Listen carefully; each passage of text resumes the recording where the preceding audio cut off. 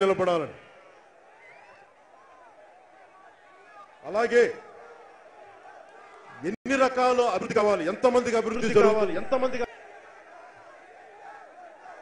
Welfare అనేది బడుగు బలహీన వర్గాలకు ఉంది కొంత వెళ్తా ఉంది ఈ దేశంలో బాగా నిర్లక్ష్యానికి గురవుతుంది మధ్యతరగతి పేదలతో పాటు బడుగు బలహీన వర్గాలతో పాటు మధ్యతరగతి ప్రజలు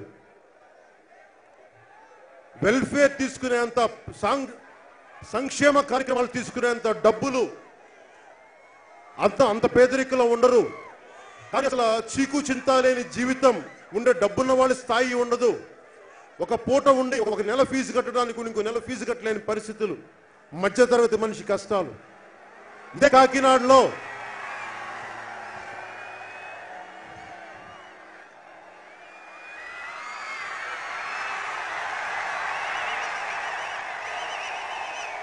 ఏ మూలకెళ్ళినా ఈ సమస్యలతో మన దృష్టికి వచ్చింది లా అండ్ ఆర్డర్ నా బిడ్డని నా కూతుర్ని బయటికి పంపిస్తే మా ఆడపడుచు ఇంటికి క్షేమంగా రావాలనుకునే సమాజం ఇవన్నీ ముందుకొచ్చినాయి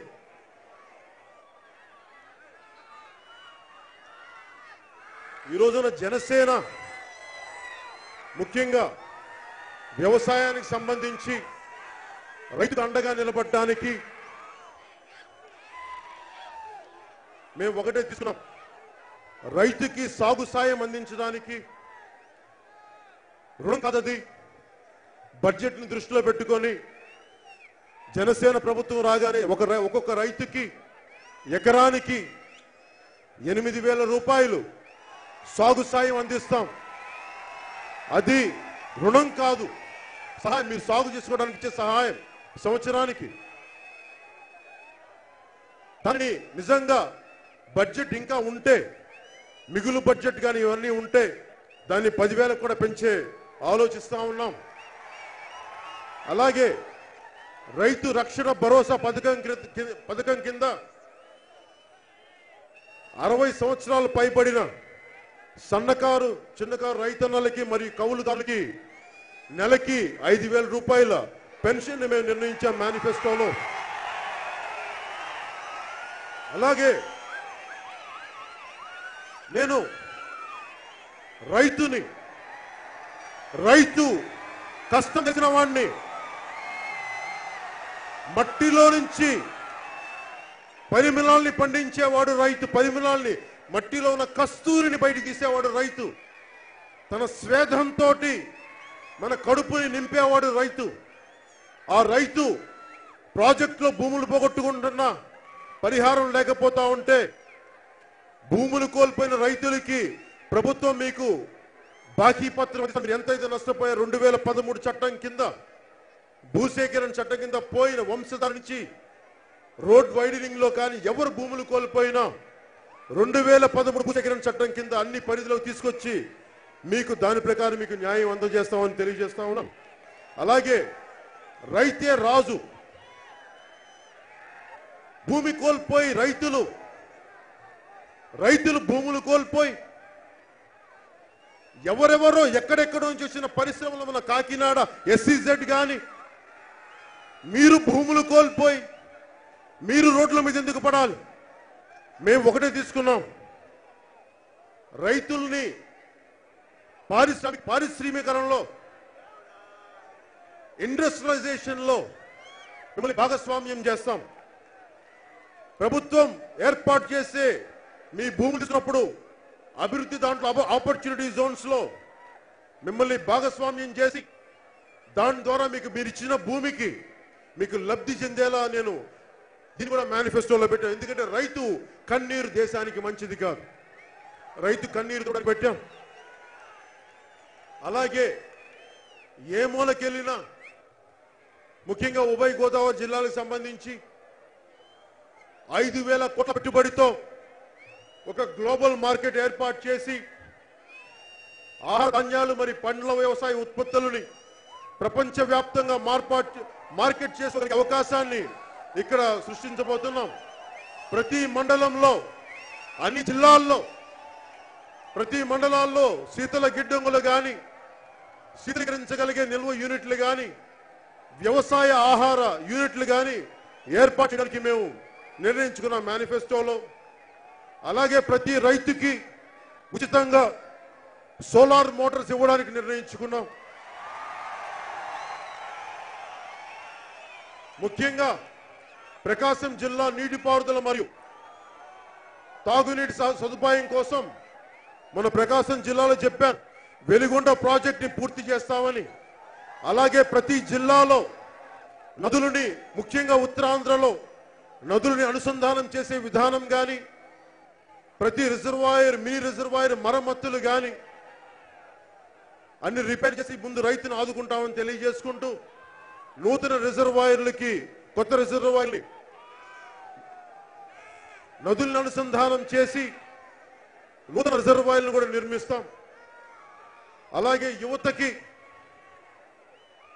దిశానిర్దేశం చేయడానికి,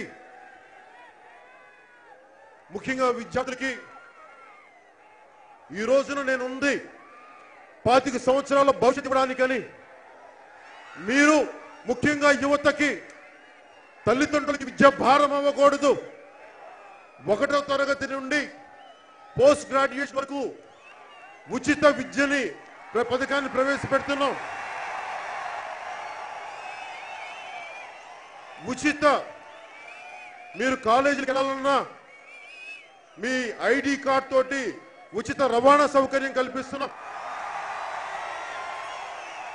అలాగే భోజనాలకి, తినడానికి ఒక రోజున ఒక్కొక్క వెనుకబడిన జిల్లాల నుంచి కానీ, ఎక్కడెక్కడ దూర భారాన ఉన్న ఆడబిడ్డలు కానీ తిండికి ఇబ్బంది పడతా ఉంటే ప్రతి చోట విద్యార్థులకి మీరు మీ ఐడి కార్డ్ చూపిస్తే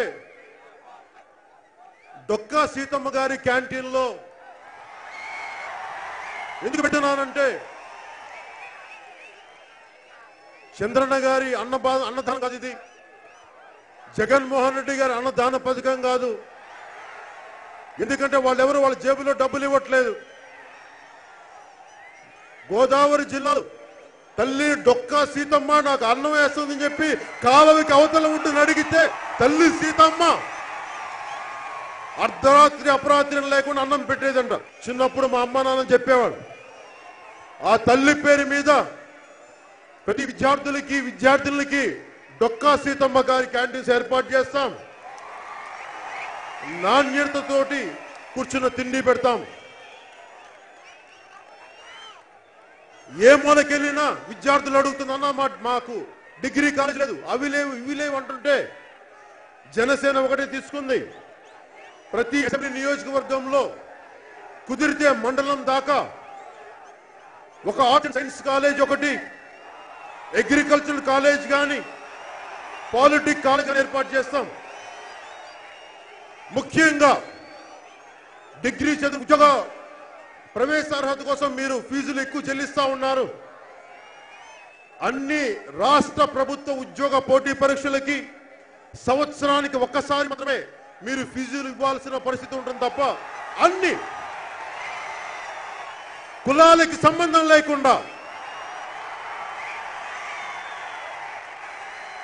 మీరు ఉన్నత కులాల, అణగారిన కులాలే కాదు, విద్యార్థులే.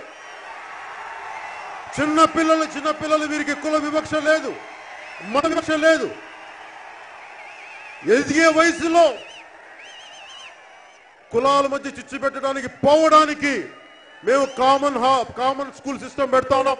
అన్ని కులాలకు సంబంధించిన విద్యార్థులు కామన్ హాస్టల్స్ డెవలప్ చేస్తాం. ఎందుకంటే భారతదేశానికి దిశానిర్దేశం చేయగలిగేది యువతే. యువత మీలో మీరు కొట్టుకుంటా ఉంటున్నది ఆ కులం, నేను ఈ మతం అంటే. దేశానికి కావాల్సింది స్వామి వివేకానంద కోరుకుంది ఉక్కు నరాలు, ఇనప కండరాలు, వజ్రాయుధం లాంటి మనసున్న యువత కావాలి దేశానికని కోరుచున్నాడు. మనలో మనం కొట్టుకుంటే ఎట్లా, మనలో మనం తిట్టుకుంటే ఎట్లా? అందుకని వజ్రాయుధం లాంటి మనసుని ఎందుకన్నాడు ఆయన. వజ్రాయుధం లాంటి మనసు అంటే నేను అడ్డదారులు తొక్కైనని చెప్పి అట్లా, అది కాదు. వజ్రాయుధం చేసింది దదీజీ మహర్షి యొక్క వెన్నెముక నుంచి త్యాగానికి చిహ్నం. ఎవరైతే అత్యంత త్యాగపూర్వకమైన మనసుతో అది వజ్రాయుధం లాంటి మనసు. అలాంటి వజ్రాయుధం లాంటి మనసుతోటే ఈ రోజు జనసేన మేనిఫెస్టో మేము తయారు చేశాం. అన్ని వృత్తిపర కళాశాలలో innovation hubs and incubation centres ఏర్పాటు చేయబోతున్నాం. దీంట్లో వచ్చేది మనకి చాలా మంది విద్యార్థులు మీ తెలివితేటలు, మీ అసాధారణమైన ప్రతిభా పాఠవాళ్ళని ఉపయోగించుకునేలాగా ఇన్నోవేషన్ హబ్స్ కానీ, మీరు ఈ మధ్యన చూశారు ఒక చిన్నపాటి యాప్ పెడితే కోట్లకు సంపాదించే ఒక ఐడియా. అలాంటి ఐడియాస్ని మీకు ఇవ్వడానికి మీ దగ్గర శక్తి సామర్థ్యత ఉండదు. అలాంటి ఇన్నోవేషన్ హబ్స్, అలాంటి ఇంక్యుబేషన్ సెంటర్స్ని ఏర్పాటు చేశాం. ఎందుకంటే యువత మీరు కోటీశ్వరులు కావాలి, మీ ప్రతిభా పాఠవాళ్ళకి తగ్గ గుర్తింపు ఉండాలి, మీరు అనేక మందికి లక్షలాది మందికి ఉద్యోగ అవకాశాలు కల్పించాలనేదే ఈ ముఖ్య